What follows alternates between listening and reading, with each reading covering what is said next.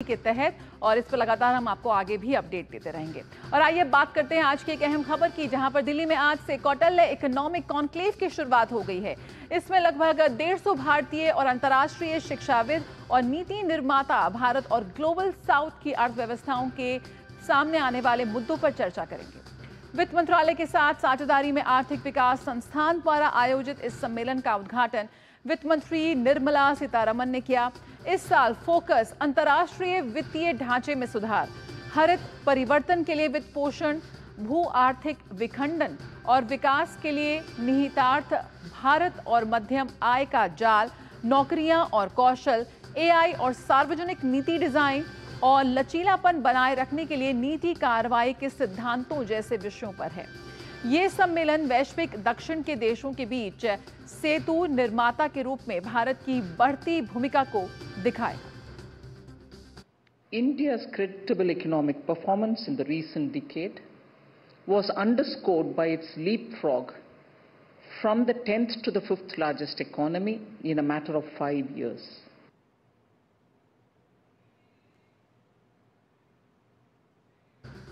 वित्त मंत्री निर्मला सीतारमण ने दिल्ली में कौटिल्य इकोनॉमिक कॉन्क्लेव के उद्घाटन सत्र को संबोधित किया। वित्त मंत्री ने कहा कि एक दशक में भारत की अर्थव्यवस्था तेजी से बढ़कर 10वें से 5वें पायदान पर पहुंची है। वित्त मंत्री ने कहा कि गरीबों, महिलाओं, युवाओं और अन्नदाता को ध्यान में रखकर इस दशक का बजट बनाया जाएगा।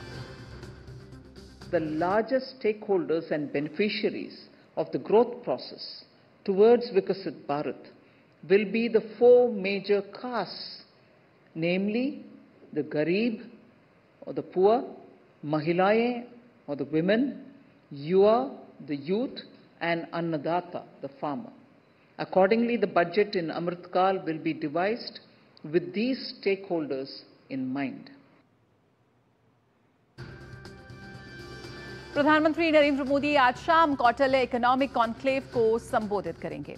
अजय मिश्रा इस वक्त हमारे साथ जुड़ गए, उनसे और बातचीत करते हैं। तो असमानताओं में आई कमी, यहाँ पर वित्त मंत्री ने इस कॉन्क्लेव के उद्घाटन सत्र को संबोधित किया। क्या अहम बातें रही इस संबोधन की, अजय?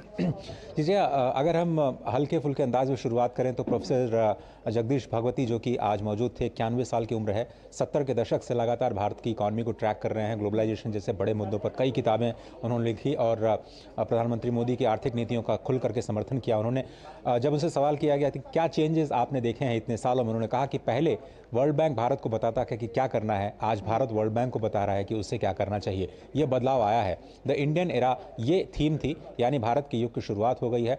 सभी के सभी स्टेक होल्डर्स इस बात पर एक मत एक राय हैं कि भारत की ग्रोथ स्टोरी आगे आने वाले 10, 20, 25 सालों में बहुत तेज़ी से बढ़ने वाली है और उसके लिए कौन से पॉलिसी एक्शन लिए जाएं, कौन से रिफॉर्म्स किए जाएं, कहाँ पे चुनौतियां हैं। और जो सबसे बड़ी चुनौती है पूरी दुनिया के सामने, खासतौर पर भारत के भी सामने, युवाओं को रोजगार कैसे दिया जाए और ग्रीन ट्रांजिशन यानी क्लाइमेट चेंज के इशू पर किस तरह से कौन से पॉलिसी के जरिए हम एड्रेस करें अपनी नीतियों को, उस पर मंथन होगा। 2.5 दिनों का ये पूरा कार्यक्रम है, जिसमें बाहर यानी विदेशों के 50 अर्थशास्त्री और देश के आप जितने बड़े अर्थशास्त्री सोच सकते हैं वो सारे के सारे economic conclave, Kautilya economic conclave का थे। और आज शाम को मुझे लगता है प्रधानमंत्री नरेंद्र मोदी जब जो स्पेशल प्लेनरी है उसको संबोधित करेंगे तो उनमें तो जो एनडीए 3.0 की जो आर्थिक नीति है और कैबिनेट के बड़े फैसलों से लेकर के बुनियादी ढांचे पर जो फोकस है, साथ ही साथ आगे की जो दिशा है आर्थिक सुधारों की, उस पर जरूर चर्चा करेंगे। वित्त मंत्री ने बहुत स्पष्ट और एक बड़ी बात कही जाए कि हम अगले कुछ सालों में भारत की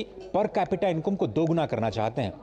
तो अब समझिए कि ये उसी विकसित भारत के लक्ष्य का अंग है। जब आप 2047 तक भारत को विकसित बनाने के लिए आज की जो पर कैपिटा इनकम है उसको कम से कम 4 से 5 गुना बढ़ाना होगा, तो उसके लिए जो सरकार काम कर रही है लॉन्ग टर्म के विजन को लेकर उस पर चर्चा लगातार जारी है।